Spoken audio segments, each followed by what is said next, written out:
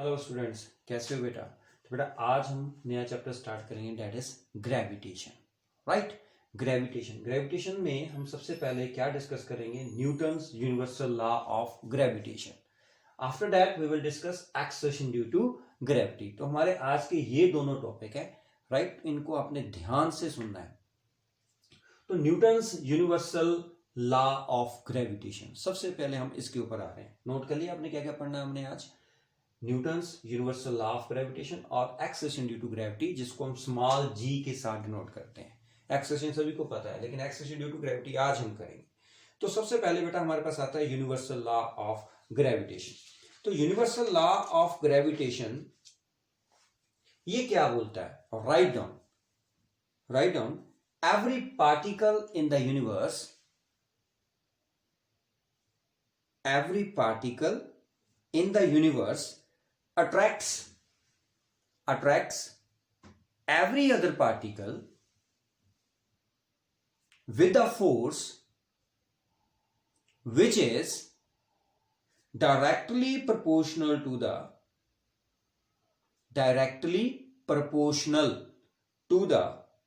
product of their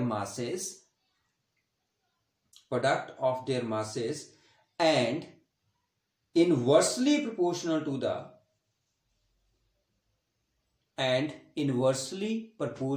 the square of the distance between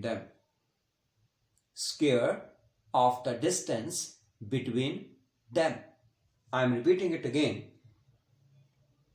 Every particle in the universe attracts every other particle with a force which is directly proportional to the product of their masses and inversely proportional to the square of the distance between them. Right? तो आपने definition लिख ली, मैंने आपको बता दिया। अब हम इस डेफिनेशन को समझेंगे। ठीक है क्या Newton's universal law of gravitation? ध्यान से सुनना। मेरे पास दो बॉडीज है। एक बॉडी ये है जिसका मास m1 है, एक बॉडी ये है जिसका मास m2 है। राइट, दो बॉडीज हैं जिनका मास m1 है और m2 है। Right, clear? And they are separated by certain distance r। हमारे पास दो बॉडीज हैं, राइट। ये दोनों बॉडीज जो हैं, एक का मास m1 है, दूसरी बॉडी का मास क्या है? m2 है। They are separated by certain distance, that is r।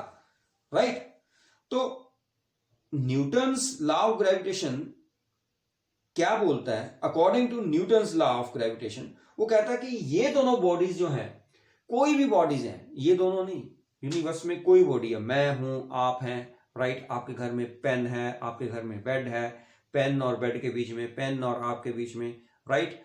आपके बाहर फ्लावर पॉट है, मान लो आपने रखा हुआ, राइट, गमला रखा हुआ, उसमें और आप में, या आपके घर के अंदर पेन है और बाहर कहीं कॉपी रखी है, उसके बीच में, दोनों के बीच में एक फोर्स होती है। राइट, तो न्यूटन्स ने क्या बोला कि every particle in the universe attracts every other particle. ये पार्टिकल इसको अट्रैक्ट करेगा, ये इसको अट्रैक्ट करेगा। मैं तो बॉडी की बात कर रहा हूं। मान लो ये एक बॉडी है, ये बॉडी है। जैसे मैं हूं, मेरे सामने मोबाइल है, मेरे और मोबाइल में भी एक फोर्स है। तो न्यूटन ने हमें क्या बोला? कि every particle attracts every other particle with a force. ये इसको अट्रैक्ट कर रहा है, राइट, ये इसको अट्रैक्ट कर रहा है। इसका मतलब ये इसको अट्रैक्ट कर रहा है विद द फोर्स F, और इसको ये अट्रैक्ट कर रहा है। तो इसका मतलब दोनों क्या कर रहे हैं? एक दूसरे को क्या कर रहे हैं? अट्रैक्ट कर रहे हैं। So every particle in the universe attracts every other particle with the force. कहता है वो जो फोर्स है, that is directly proportional to product of their masses. इसका मास m1 है, इसका मास m2 है। जो दो बॉडीज आपस में इंटरेक्ट हो रही हैं, उनका प्रोडक्ट, राइट। तो every particle in the universe attracts every other particle with the force. किस फोर्स के साथ? Which is directly proportional to product of their masses. ये directly proportional to product of their masses and inversely proportional to square of the distance between them, जो उनके बीच में distance होगा। Right, तो ये हमारे पास क्या है? Newton's law of gravitation.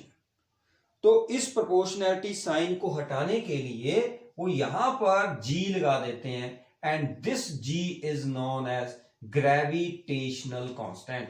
What is G here? That is gravitational constant. Gravitational, TATIONAL, gravitational constant. ठीक है, ये है हमारे पास क्या है, Newton law of gravitation. Clear, पता चल गया. जी को हम क्या बोलते हैं, यूनिवर्सल ग्रेविटेशनल कांस्टेंट. क्यों? क्योंकि इसकी वैल्यू जो है that remains same through out the universe. पूरे यूनिवर्स में जी की वैल्यू क्या रहेगी, सेम रहेगी. थ्रू आउट द अर्थ नहीं बोल रहा हूं मैं, थ्रू आउट द यूनिवर्स. पूरे यूनिवर्स में आप कहीं भी जी की वैल्यू कैलकुलेट करोगे, जी की वैल्यू में कोई फर्क नहीं पड़ेगा. क्लियर है, राइट. पता चला किस इसकी वैल्यू कितनी होती है, पता है आपको? इसकी वैल्यू होती है 6.67 इंटू 10⁻⁻11 न्यूटन मीटर स्क्वायर पर किलोग्राम. राइट, क्लियर है. जी की वैल्यू क्या होती है, न्यूटन मीटर स्क्वायर पर किलोग्राम स्क्वायर. ठीक है, 6.67 इंटू 10⁻⁻11 न्यूटन मीटर स्क्वायर पर किलोग्राम स्क्वायर. ये है वैल्यू जी की. कहीं भी चले जाओ थ्रू आउट द यूनिवर्स, ये वैल्यू जो है वो सेम रहेगी. 6.67 इंटू 10⁻⁻11 न्यूटन मीटर स्क्वायर पर किलोग्राम स्क्वायर. Clear, right. अब कई बार हम ऐसे पूछ लेते हैं कि जो जी है उसको आप कैसे डिफाइन करोगे. देखो हमारे पास क्या है, F = G(m1m2/r²). This is Newton's universal law of gravitation. कि कोई भी बॉडी है जैसे ये बॉडी है, एक ये बॉडी है, इन दोनों में भी एक फोर्स है. इस पेन में और मेरे में भी क्या है, फोर्स है. Right, clear. तो उस फोर्स को हम क्या बोलते हैं, gravitational force. Is that clear? अब ये आपको फार्मूला पता चल गया. अब हम जी की वैल्यू निकाल रहे हैं. सपोज करो, लेट अस सपोज, देखो अब मैं डेफिनेशन किसकी निकाल रहा हूं, जी की डेफिनेशन निकाल रहा हूं. लेट m1 m2 दोनों जो बॉडीज हैं उनका जो मास है वो 1 किलोग्राम है, m1 का भी m2 का भी, और उनमें डिस्टेंस जो है वो 1 मीटर है. ध्यान से सुनना, मैं क्या बोल रहा हूं. Let m1 m2 that is equal to 1 kg and r is equal to 1 metre. तो इस इक्वेशन में this equation is 1. Put these value in equation 1. Put these values in equation 1. जब आप इक्वेशन 1 में ये सारी वैल्यूज पुट करोगे, आपके पास क्या आएगा बेटा, देखो f that is equal to g into 1 into 1 upon 1 का स्क्वायर. 1 का स्क्वायर 1 ही होता है. सो दिस इंप्लाइज आपके पास g किसके बराबर आ गया, f के बराबर. g किसके बराबर आ गया, f के बराबर. 1 1 1 स्क्वायर, सारे 1 को 1 से डिवाइड करो, 1 ही आंसर आएगा. तो हमारे पास g किसके बराबर आ गया, f. तो जो ग्रेविटेशनल कांस्टेंट है वो ग्रेविटेशन फोर्स के बराबर हुआ. कब हुआ, जब दोनों बॉडीज का मास जो है वो 1 किलोग्राम था और उनमें डिस्टेंस क्या था, 1 मीटर था. Is that clear? तो हम कैसे डिफाइन करेंगे कि universal gravitational constant that is the force of attraction. Force of attraction between 2 point masses of 1 kilogram each kept at a distance of 1 meter. Kept at a distance of 1 meter. Write down the definition of G. Write down. पहले ये आपने formula लिखना है, उसके बाद फिर आपने ये पॉइंट्स लिखने हैं, उसके बाद फिर जो डेफिनेशन में अभी बोल रहा हूं, डिक्टेट कर रहा हूं, आपने वो कॉपी के ऊपर लिखनी है. Write down. The universal gravitational constant is the force of attraction between 2 point masses of 1 kilogram each kept at a distance of 1 meter. I am repeating it again. The universal gravitational constant is the force of attraction between the 2 point masses of 1 kilogram each kept at a distance of 1 meter. This is the definition of G. Right? तो मैंने क्या बोला कि हर body दूसरी body को attract कर रही है, इसलिए मैंने बोला कि G किसके बराबर है, फोर्स ऑफ अट्रैक्शन के बराबर है. तो force of attraction, her body दूसरी बॉडी को अट्रैक्ट करती है. जैसे मैं यहां पर खड़ा हूं, आप मेरे पास सामने खड़े हो जाओगे, लेकिन हम क्या कर रहे हैं, आप में और मुझ में भी क्या होगी, एक फोर्स ऑफ अट्रैक्शन होगी. लेकिन आप बोलोगे कि सर हम एक हम जैसे मान लो ये पेन है, इसमें है, तो पेन इसके पास क्यों नहीं आ रहा जब फोर्स ऑफ अट्रैक्शन है? राइट, मैं यहां पर खड़ा हूं, ये बोर्ड है, ये बोर्ड मेरे बीच में क्यों नहीं बज रहा आके? मेरे सामने अलमीरा है, वो मेरे बीच में क्यों नहीं बज रही? मेरे सामने मोबाइल है, वो मोबाइल मेरे बीच में क्यों नहीं बज रहा? क्यों नहीं बज रहा? क्योंकि हम दोनों में तो फोर्स ऑफ अट्रैक्शन तो है, बट वो हमारे बीच में क्यों नहीं आके कोलाइड कर रहा है ना? क्यों नहीं कोलाइड कर रहा है उसमें और हम में? हम ये कहते हैं कि वो उसके बीच में बज गया। हम तो यही बोलते हैं अपनी देशी भाषा में, यही बोलते हैं भाई, मतलब टकराना। वो और हम, वो ये पेन है, ये इसके बीच में क्यों नहीं टकरा रहा है, जिसको हम बोलते हैं कि इसके बीच में बच गया है। तभी मैं वो बोल रहा हूं, ये इसके बीच में क्यों टकरा रहा है, कोलाइड क्यों नहीं हो रहा है? क्यों नहीं हो रहा है? मैं बोल रहा हूं कि मोबाइल सामने है, मोबाइल मेरे बीच में आके क्यों नहीं टकरा रहा, कोलाइड क्यों नहीं हो रहा है? वाई? क्यों नहीं हो रहा है? अब वही चीज का आंसर मैं आपको दे रहा हूं ना। जो ग्रेविटेशन फोर्स ऑफ अट्रैक्शन है उसकी हम प्रॉपर्टीज करेंगे कुछ, सम पॉइंट्स, उसको आपने याद रखना है। ये नोट हो गए। अब ग्रेविटेशनल जो फोर्स है उसके बारे में मैं कुछ बातें आपको बताऊंगा, तो आपने ध्यान से सुनना है और लिखना भी है। देखो सारे पॉइंट्स मैं नहीं लिखूंगा अब यहाँ पर, क्योंकि मैंने सिलेबस आपका खत्म भी करना है, बट मैं पॉइंट्स कोई भी नहीं छोड़ूंगा। तो इसका पॉइंट जो है, पहला पॉइंट क्या बता रहा हूं आपको, कि हमारे पास जो है ग्रेविटेशन फोर्स ऑफ अट्रैक्शन के रिगार्डिंग पॉइंट्स जो है वो आपको बता रहा हूं। पहली बात कि जो ग्रेविटेशन फोर्स ऑफ अट्रैक्शन है, दैट डज नॉट चेंज। ये किसके लिए पॉइंट है? ग्रेविटेशनल फोर्स के लिए, ठीक है। Some points about gravitational force. पहला, इट डज नॉट, तो आप करेंगे ऐसा है ना, it does not, gravitation force मतलब it does not change with the change in medium between the point masses. It does not change with the change in medium, between 2 point masses. अब बोलोगे कि क्या मतलब हुआ इसका? मैं यहां पर हूं, मेरे सामने मोबाइल है या मेरे सामने आप हो, आप मेरे में क्या है? फोर्स ऑफ अट्रैक्शन है, राइट?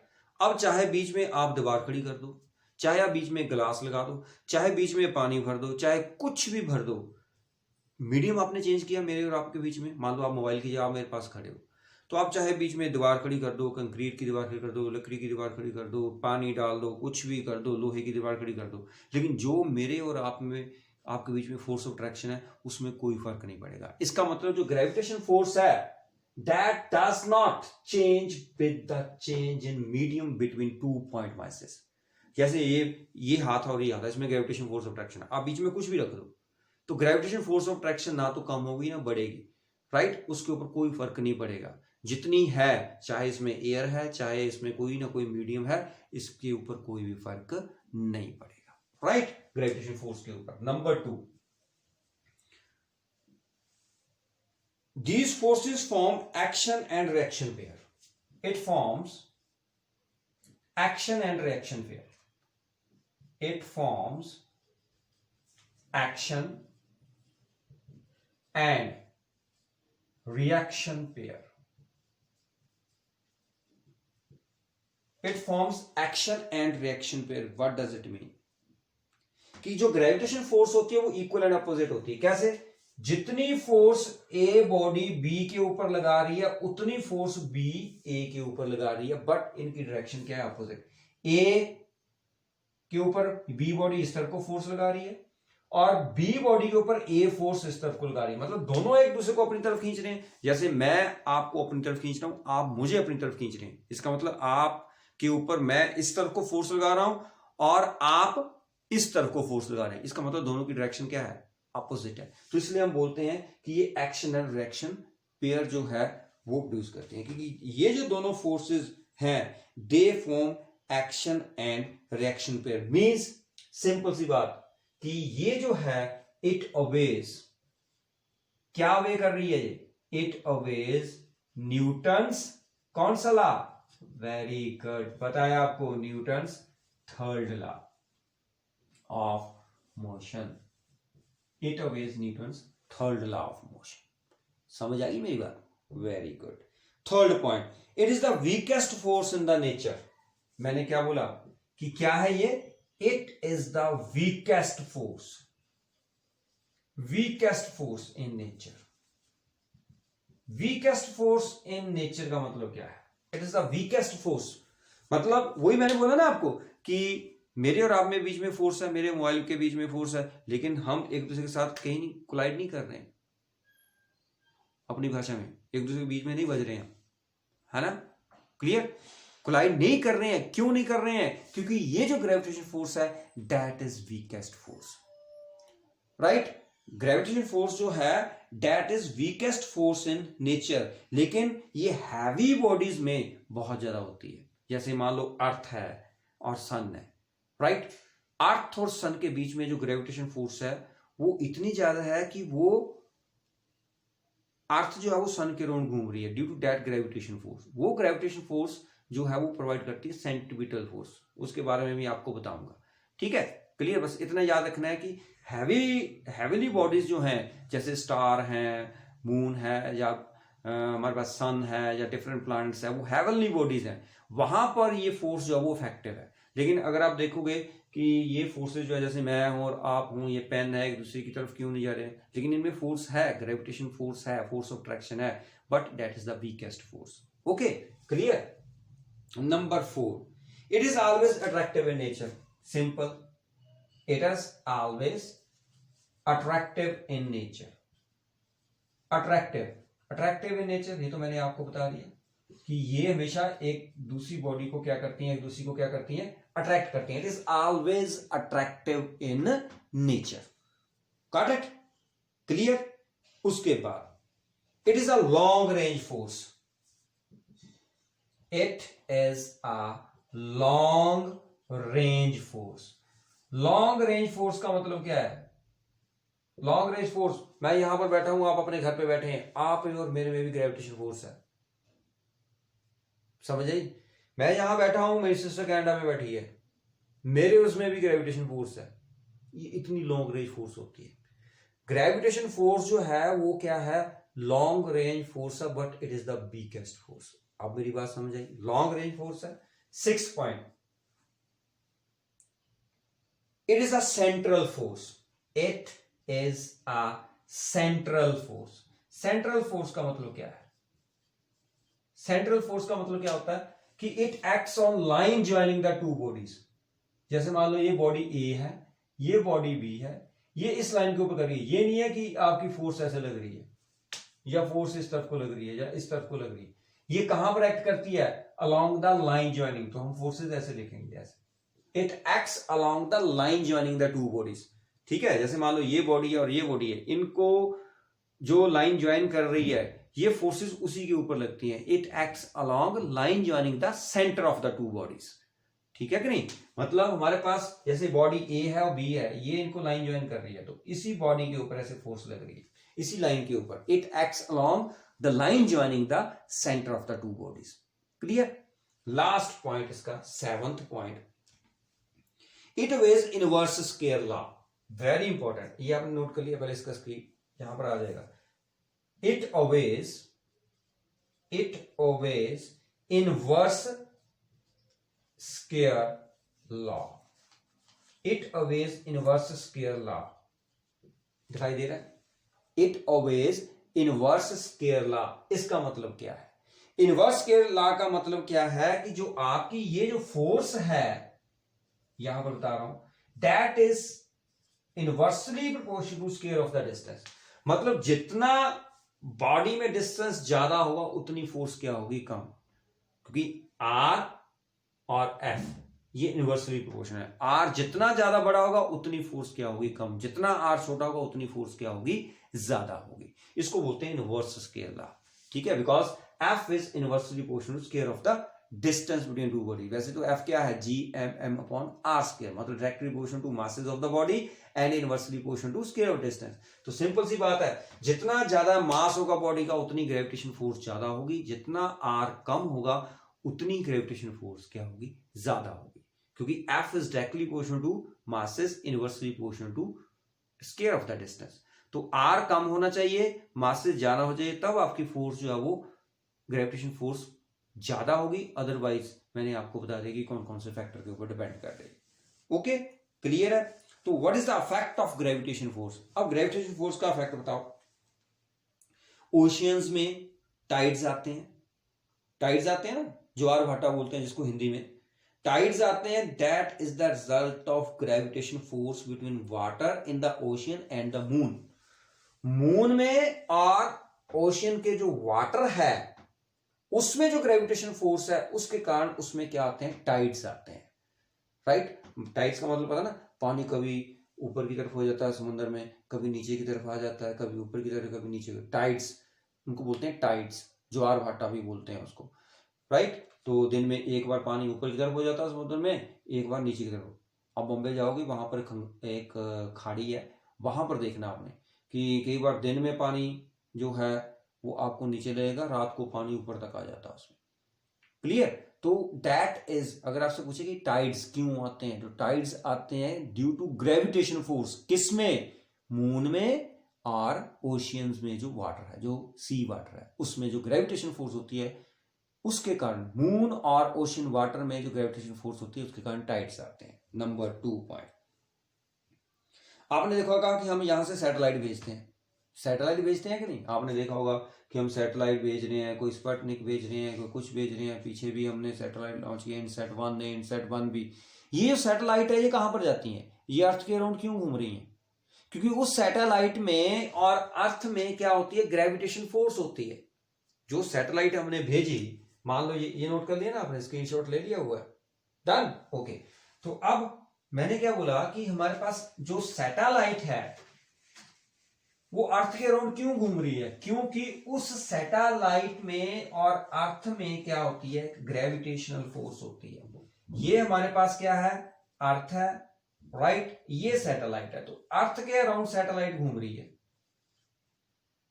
क्योंकि इस अर्थ में और सैटेलाइट में क्या है, एक फोर्स है जिसको हम ग्रेविटेशन फोर्स बोलते हैं। वो फोर्स क्या करती है, घुमाती है, किसको, सैटेलाइट को। ऐसे ही रेनफॉल है, स्नोफॉल है, that is also possible because of the gravitation pull of the earth, क्योंकि रेन को भी अर्थ अपनी तरफ खींच रही है, और हमारे पास क्या होता है, स्नो है वो भी नीचे की तरफ आ रही है, क्यों आ रही है, that is due to gravitation pull of earth, earth उनको खींच रही है। इज दैट क्लियर, पता चला। अब मैंने जी की वैल्यू आपको बता दी, 6.67 × 10⁻11 न्यूटन मीटर स्क्वायर पर किलोग्राम स्क्वायर, ठीक है, ओके। उसके बाद हमारे पास आ गया एक्सेलरेशन ड्यू टू ग्रेविटी। अब ध्यान से सुनना बेटा, acceleration of a body that is due to the attraction of earth towards a centre. ये बॉडी जो है इसको अर्थ अपनी तरफ खींच रही है, अगर मैं इसको छोड़ूंगा तो ऊपर की तरफ नहीं जाएगी, किस तरफ को जाएगी, नीचे की तरफ जाएगी। तो एक्सेलरेशन ड्यू टू ग्रेविटी क्या हुई, the acceleration of the body due to gravitation pull of earth. The acceleration of a body due to gravitational pull of the earth towards its center, that is known as acceleration due to gravity. So write down the definition of acceleration due to gravity. Write down, the acceleration of a body due to the attraction of earth towards its center is called acceleration due to gravity, is called acceleration due to gravity। समझ आए, clear. तो acceleration of a body due to the attraction of earth towards its center is called acceleration due to gravity। अब इसका फर्क क्या है कि हमारे पास कोई भी बॉडी है, और जब अर्थ के ऊपर है ना, ये मान लो अर्थ है, ठीक है, ये अर्थ का रेडियस आर है, दिस इज अर्थ, ये रेडियस आर है, और अर्थ के ऊपर कोई बॉडी यहां पर है, तो ये भी रेडियस आर ही हुआ हमारा। ये अर्थ का क्या है, सेंटर है। अर्थ का मास m मानते हैं हम, that is mass of earth, capital M, mass of earth. Small m को हम क्या मानेंगे, mass of body, mass of body, ये स्मॉल है।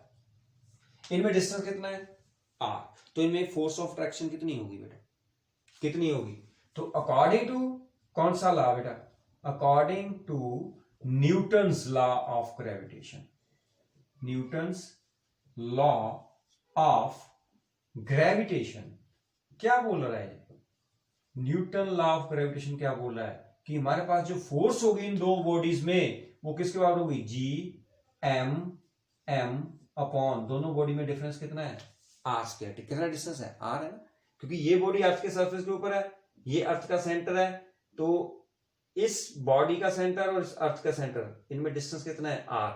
अर्थ का मास कितना है, दैट इज एम, बॉडी का मास कितना है, स्मॉल एम, तो इनमें फोर्स ऑफ ट्रैक्शन कितनी होगी, F is equal G M upon R square. Clear है, समझ आई। लेकिन इस बॉडी का वेट कितना है, वेट ऑफ द बॉडी, वो भी एक फोर्स है, weight of the body, weight of the body that is equal to M G. अब देखो जब इस बॉडी में अर्थ के सेंटर से क्या लग रही है, इसको फोर्स ऑफ ट्रैक्शन लगी, तो बॉडी अर्थ के अंदर थोड़ा गुजरी है। अब ये पेन जो है ये मैं अर्थ के ऊपर रख रहा हूं, तो ये अंदर थोड़ा जा रहा है, नहीं जा रहा ना। इसका मतलब क्या है कि इसका वेट जो है, ये वेट जो है ये क्या कर रहा है, ये वेट किसको बैलेंस कर रहा है, ये weight gravitation force of attraction को क्या कर रहा है, बैलेंस। अदरवाइज ये नीचे के अंदर घुस जाना था उसमें। मैं क्या बोल रहा हूं, मान लो ये अर्थ है, ये अर्थ के ऊपर मैंने कोई बॉडी रख दी, तो अर्थ इसको अपनी तरफ खींच रही है, अर्थ इसको अपनी तरफ खींच रही है, ये भी अर्थ को अपनी तरफ खींच रहा है। समझ आ गई, क्योंकि मैंने क्या बोला कि gravitation force of traction, every body attracts every other body, ये भी अर्थ को अट्रैक्ट कर रहा है, अर्थ भी इसको अट्रैक्ट कर रही है, राइट। लेकिन ये अंदर की तरफ नहीं जा रहा है, क्यों, क्योंकि इसका वेट जो है वो उस फोर्स को क्या कर रहा है, उस फोर्स के बराबर है।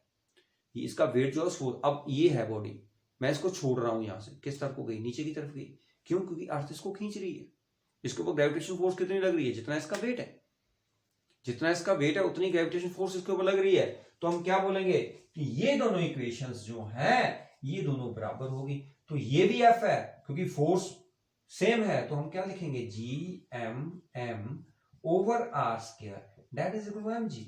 इस एम को एम के साथ कैंसिल कर दो, तो जी किसके बराबर आ गया, G M over R square. This is the value of acceleration due to gravity, where g is gravitation constant, m is mass of the planet, r is radius of the planet। क्यों, क्योंकि अर्थ एक planet है, तो यहां पर हम mp लिख रहे हैं। ये बॉडी का मास कहीं भी नहीं आया इसमें, देखो एक्सेलरेशन ड्यू टू ग्रेविटी में बॉडी का मास कहीं भी नहीं आया। मतलब जब हम g की वैल्यू देखते हैं, अर्थ के ऊपर देख रहे हैं या मून के ऊपर देख रहे हैं जाके, तो हम बॉडी का मास नहीं देख रहे उसमें, उसमें किसका आ रहा है मास, कैपिटल एम आ रहा है, means mass of the planet, जिस प्लैनेट के ऊपर है। आर क्या है, that is the radius of the planet. तो इसका मतलब जो एक्सेलरेशन ड्यू टू ग्रेविटी है वो मास ऑफ बॉडी के ऊपर डिपेंड नहीं करती, वो मास ऑफ प्लैनेट के ऊपर डिपेंड करती है, और size of the planet, mass of the planet and size. Radius क्या बताता है हमें, साइज ही बताता है, तो mass of the planet and size of the planet. So this is acceleration due to gravity.